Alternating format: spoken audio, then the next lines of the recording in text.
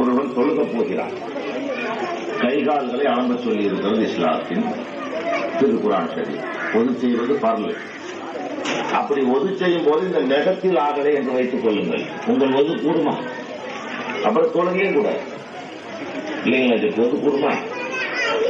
கொஞ்சம் காலில் தண்ணி வரல, உடனே அங்க நிக்கிற வேண்டிய முழுசா நல்லா கலப்பதாக ஒரு மண்டல் ஒரு தட்டுறோம். அது உலகத்தில் எந்த நாட்டுக்கு போனாலும் அதை செய்வான். அவனுக்கு மொழி தெரியுதோ தெரியல சுத்தி காட்டிடுவான்.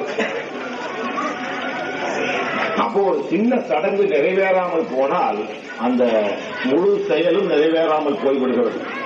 தொழுக போகிறோம், ஒரு தக்பீரை விட்டுறோம், அல்லது போய் சலாம் சொல்லாம விட்டுறோம், அல்லது ஒரு ருக்குக்கு விடுறோம். தொழுக கூடுமா? கூடுமா சார்? கூடாது, கூடாது.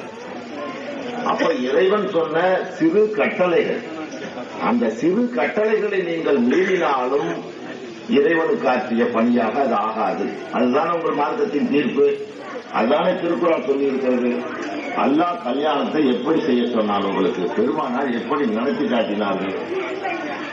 எல்லாம் இப்படி சூப்பி திங்கிறான் உட்காந்து சோத்த, அதுல எல்லாம் ரைட் பெருமானார் வழிதான்.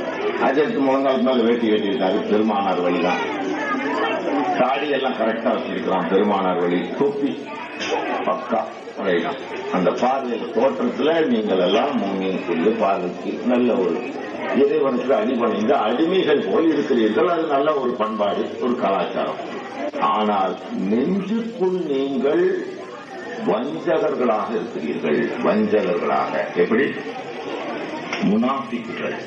ஒரு சட்டத்தை எந்த காலகட்டத்திலாவது மீறிய ஒரு அயோக்கியத்தனத்தை செய்திருக்கிறது.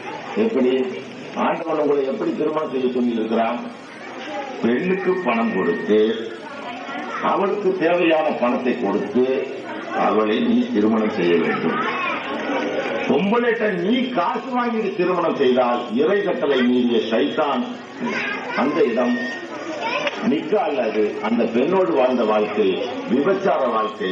அந்த விபச்சாரத்துக்கு புத்தகம் கொடுத்ததும் பாவம், துவா ஓடுறது பாவம், அங்க போட்ட ஆமீன் போட்டது பாவம், அந்த உணவு தின்றது பாவம். இது எல்லாம் எப்பேற்பட்ட பாவங்கள்? 80 கசையடி கொடுக்கக்கூடிய அளவு பாவம். இது யாராவது மறுத்து சொல்லுகிறீர்களா? மறுத்து சொன்னால் காப்பீடு.